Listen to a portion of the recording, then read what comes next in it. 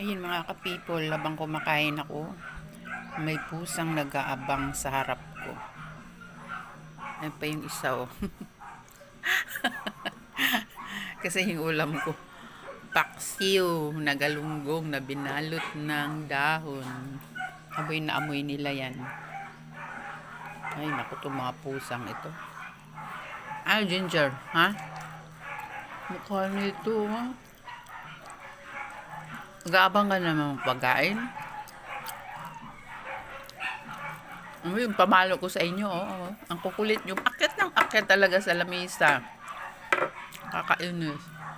Yung isa, oh. Kunwari. Nagpahipi pa. Sarap nyo talagang bugbugin.